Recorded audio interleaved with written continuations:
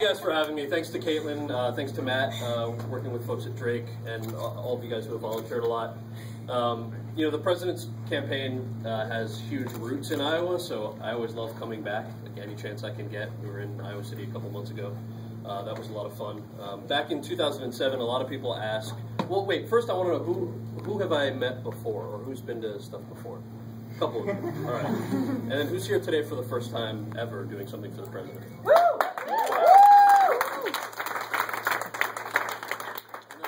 People in the middle. I love asking this question because of basically the trajectory that the president's relationship with the state of Iowa. So back in 2007, a lot of us volunteered out here, drove out here. A lot of folks from Iowa obviously got involved in the campaign. You guys were the first state to have your caucus, and that was a really incredible experience. Mostly because so I was able to move to Des Moines.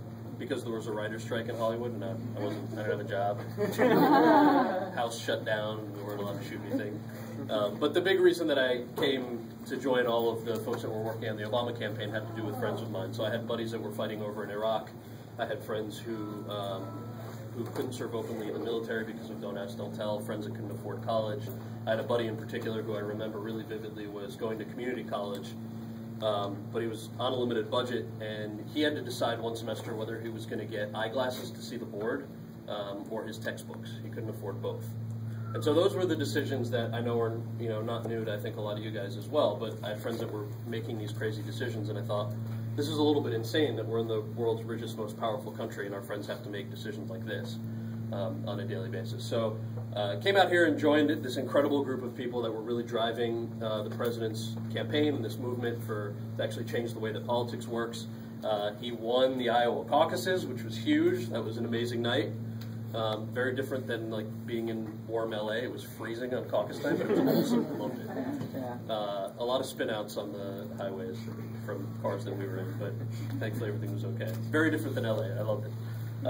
But after he won Iowa, it was a lot of the volunteers from Iowa that helped us in neighboring states, and that really grew the campaign into a truly national campaign. And then, of course, once he won the Democratic primary, carried him forward to win the presidency. And I know he always loves coming back here. I'm sure he'll be back this summer a couple times.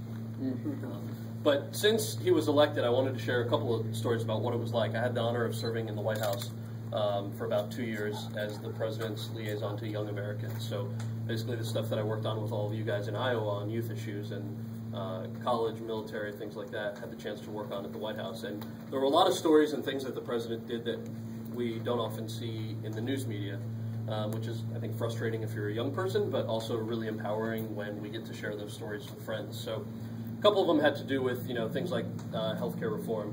There was a lot of talk on healthcare reform about what how it benefits older Americans, but younger folks, I'm sure you guys all know this if you've been volunteering and calling people especially, but 3.1 million young people now have access to healthcare that didn't before. So my buddy that would have had to decide between paying for his visit to get eyeglasses versus getting his textbooks hopefully would have been better off today. Our buddies are all home from Iraq. That's good news. There are a couple of student loan stories that I'm going to tell you in a second. Osama bin Laden's dead, so that's sort of a nice thing. But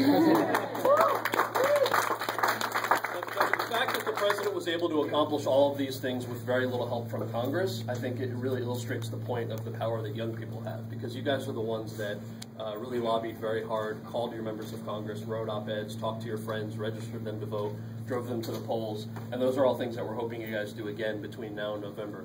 If you've been following, I'm not a big cable news fan, whether it's MSNBC or Fox or whatever it is. It makes great, it all makes great television, people yelling at each other, but that's obviously not the reality. So a couple of things on student loans. There were, that was a huge issue for those of us that were working on it, and you probably know a lot about this enthusiasm back there. So a couple of things the president was able to do. One was increase something called the Pell Grant. So the Pell Grant is now at $5,500 a year, which is something that you can apply for, and if you qualify, that's money for college or trade school. There's something called the American Opportunity Tax Credit that's $2,500 a year or $10,000 over the course of 4 years in the form of a tax credit to go to school. That was something that was significantly lower in the past and didn't exist before the president. And then the the president was also able to restructure the way that the federal government lends money for student loans. So this got buried a lot because there was so much attention, as there should have been, on healthcare reform. But one of the things he was able to do was got rid of, so there was about $60 billion that the federal government was giving to these big banks. And banks would take the money and mark it up and charge really high interest rates for young people if they wanted to take out loans. Like, big surprise, the banks are going to mark up their money, right? So the president basically thought, well, how can we get rid of that middleman in student lending? And how can we open up this $60 billion so that more young people can access it at significantly lower rates? And that's exactly what he did. He got rid of the role that the shady banks were playing in that process and essentially made it so that the federal government is direct lending, in a lot of cases, make college more affordable for more people. The badass part of this story is something that happened right around the time that our Republican friends threatened to shut down the government. Now, I'll give you my disclaimer that I'm an independent. I think, like some of you may be. I've voted for both Democrats and Republicans in the past.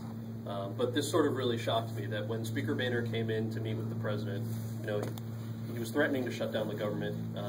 He sat down with the president and their negotiating teams, and he said, Mr. President, we can all agree that, like, we can just get rid of the American Opportunity Tax Credit, right? And the president was like, what are you talking about? You're getting rid of college affordability for young people? He said, yeah, I mean, we're going to shut down the government unless you agree that, you know, we'll just get rid of the American Opportunity Tax Credit. And the president stood up and said, I mean, you've got to be out of your mind. If you want to get rid of college affordability for young people, you can go ahead and shut down the government, and then you get to explain to the American people why you don't think college affordability is an important enough issue. And he walked out. And he called Boehner's bluff, and the Republicans had to cave on that. And that's not a story that you often see in the news, but I got an email at my desk from someone on the econ team who said, call me right now, I have the most badass story in the world. I called him up, and he's like, listen to what the president just did. And it benefited us, right? I mean, the federal government didn't shut down, but those are often stories that we don't hear about how hard the president fights for young people every single day. I was really lucky to have the chance to see that behind the scenes. All of that started in Iowa, and you guys are a battleground state once again. And so our view is that this can all, again, be wrapped up in Iowa. There's no way that we're going to be able to fairly compete with the billions or millions of dollars in undisclosed corporate contributions that you know, Governor Romney is able to take in. That's just the reality. Governor Romney is not going to be able to compete with our field staff and our volunteers and the people that really have to travel.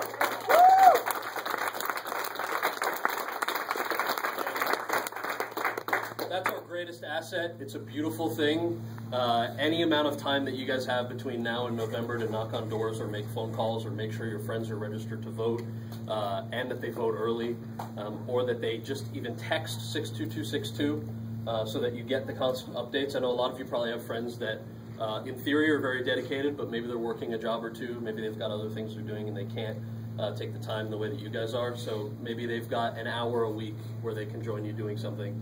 It's hugely important, and it's really a way that we're going to be able to compete with Governor Romney and make sure that we're turning out voters, that people know that they're fairly registered, they know about what the issues are, you're talking to them respectfully. That's something that started in Iowa, it's something that can end in Iowa, so that the president can continue the progress of making sure that college is more affordable, our veterans are taken care of, we've got marriage equality, we're able to access things equally, and the playing field is all equalized moving forward. So that's all I really wanted to say, is just please, please get your friends involved. Make sure you're registered to vote, vote early, and do everything you can to give us a hand between now and November. So thank you very much.